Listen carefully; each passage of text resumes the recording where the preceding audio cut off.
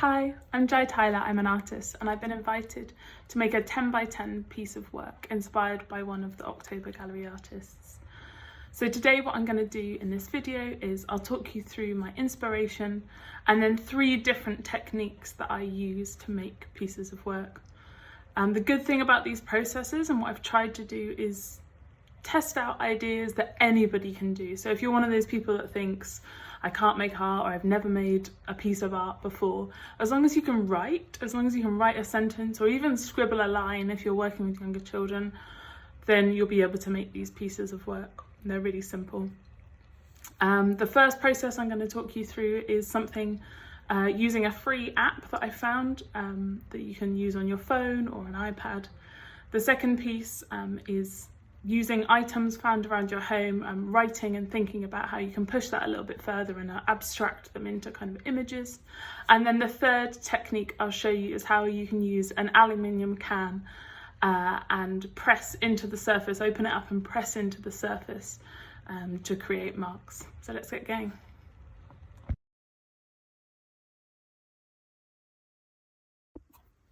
So this is the artwork that I chose as the inspiration and my kind of starting point. And on the October Gallery website, there are loads of different artists that you can kind of draw inspiration from. And I had a tough time deciding, but I decided on this artist, Brion Gysin.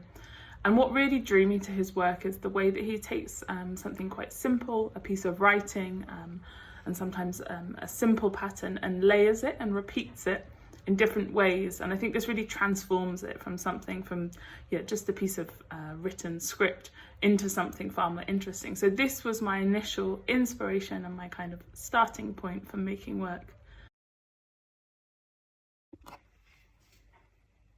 So the first technique I used was to use an iPad to create a piece of work. And this isn't something I've ever done before. I've just discovered this a week ago.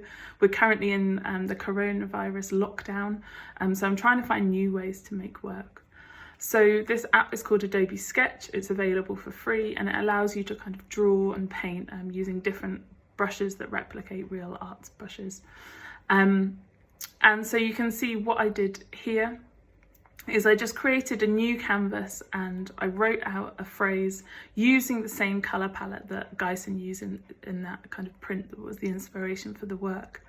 And the phrase I'm using here is progress, not perfection. And I was thinking about phrases that I'm finding particularly helpful for me in this current kind of situation.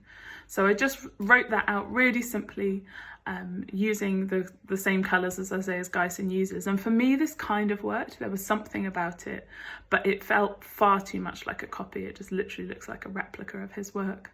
So then what I did is I pushed this a little bit further. And I thought about the colours and the kind of tones that I was using. And instead I used the tone blue. Now blue for me is a really, really common colour within my work. I create a lot of cyanotypes, which is an old photographic process that results in blueprints. So this felt like it made a lot of sense. And actually this was far more interesting to me. These colours all of a sudden it felt like my work. And what I did here was I started by just writing, again, the same phrase really, really simply. And then I pushed it a little bit further. And what I did was I just kept writing and layering up the text until it became more of a block of pattern and tone than it did, it was unreadable really. And for me, I really like that because it felt like someone could look at that and think that it looked perhaps like pattern, or they wouldn't necessarily know what was behind it, but I would know what the phrase was or what the meaning was. And again, I quite liked them next to each other, in fact, so that you could see one really clearly to read the message and one where it's kind of more layered. And this is something I do a lot in my work. I work a lot in diptychs or in pairing up images with other images and looking at the relationship between them. And then with that, again, if you're using this technique for yourself, you can play around with different background colours and just try out the different brushes. There's lots of different brushes along the side and there's loads of tutorials online. That's how I taught myself, but it's a really simple process. So if you want to try that out, feel free.